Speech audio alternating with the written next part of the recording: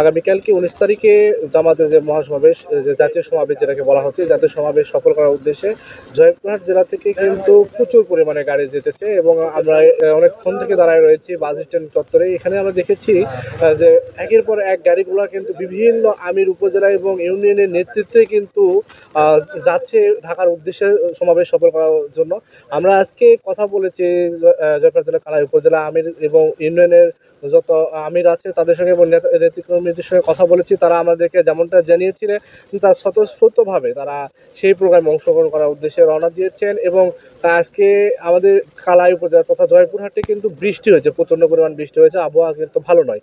তারপরেও এই বৈরী আবহাওয়া উপেক্ষা করে কিন্তু তারা কিন্তু সেই প্রোগ্রাম সফল করার উদ্দেশ্যে, আল্লাহর দিন কায়েমের উদ্দেশ্যে কিন্তু তারা ঢাকার উদ্দেশ্যে রওনা দিয়েছে। আমরা ঢাকা জাতীয় সমাবেশে সফল করার লক্ষ্যে কালাই উপজেলা, জয়পুরহাট জেলা কালাই উপজেলা থেকে আমরা প্রায় 400 থেকে 500 লোক আমরা সেখানে সমাবেশে স্বতঃস্ফূর্তভাবে আমরা যাওয়ার জন্য আমরা প্রস্তুত নিয়েছি।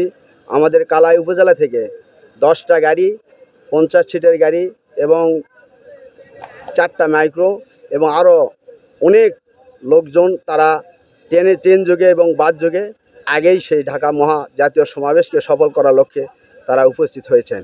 আমাদের লক্ষ্য উদ্দেশ্য বাংলাদেশ একটি ইসলামী রাষ্ট্র, কল্যাণ রাষ্ট্র কায়েমের জন্য এই মহাসমাবেশ, এই সমাবেশকে সফল করার জন্য আমরা কালাই উপজেলা থেকে এই হাজার হাজার লোক সেখানে সমাবেশে একত্রিত হচ্ছে।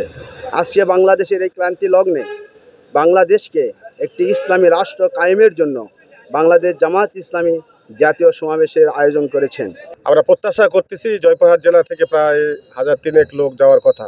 আমরা জয়পুরহাট থেকে কালাই উপজেলা থেকে ঢাকা জামাতের জাতীয় মহাসমাবেশে যোগদান দিচ্ছি।